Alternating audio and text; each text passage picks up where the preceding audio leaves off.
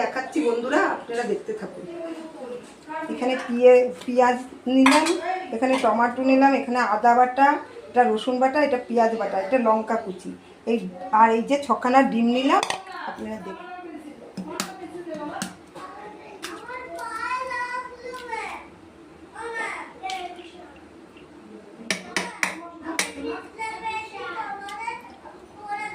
এগুলো ফেলে দিও না, এখানে থাকবে।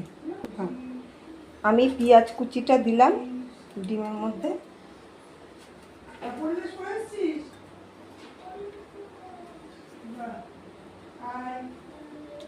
লঙ্কা কুচিটা দিলাম,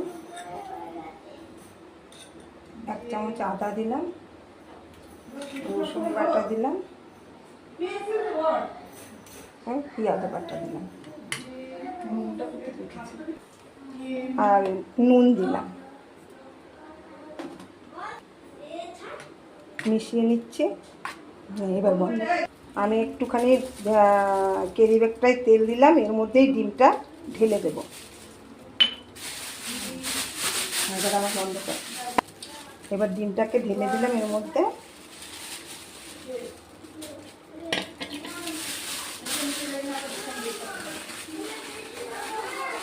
এটাকে আমি ভাপিয়ে নেব। ধরালাম,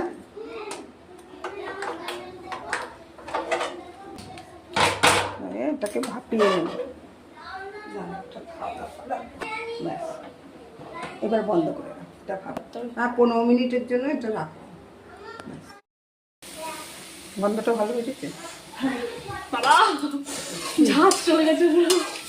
সুন্দর আছে। এখন যে দেখুন আমার কষানোটা হয়ে গেছে, তেল বেরিয়ে গেছে। আমি এখন জল দিয়ে দিচ্ছি।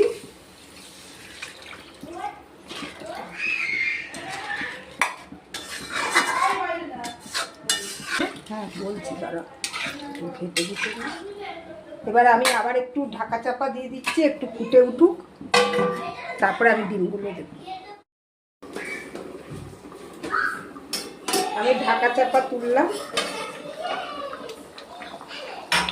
দেখুন ঝোলটা ফুটে উঠেছে। আমি এখন ডিমগুলো ছেড়ে দিচ্ছি,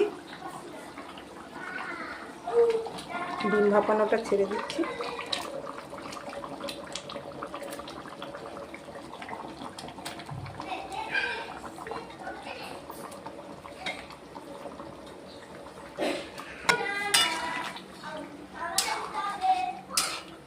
আর একটু ঢাকা চাপা দিয়ে রাখি।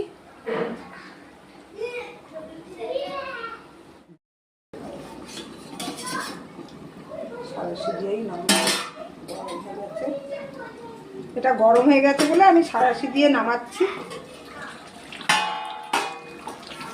দেখুন কিরকম ফুটছে, হয়েই গেছে। এখন আমি নামাবো। একটু গরম মশলা দিয়ে দিচ্ছি।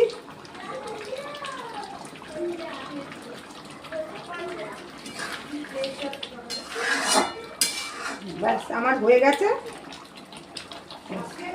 দেখুন তো কত সুন্দর কালারটা হয়েছে।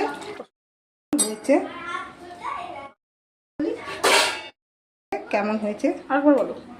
আমার মেয়ে একটু টেস্ট করে দেখবে বললো, কেমন হয়েছে দেখুন। মেয়েকে একটু দিচ্ছি, খেতে চেয়েছে।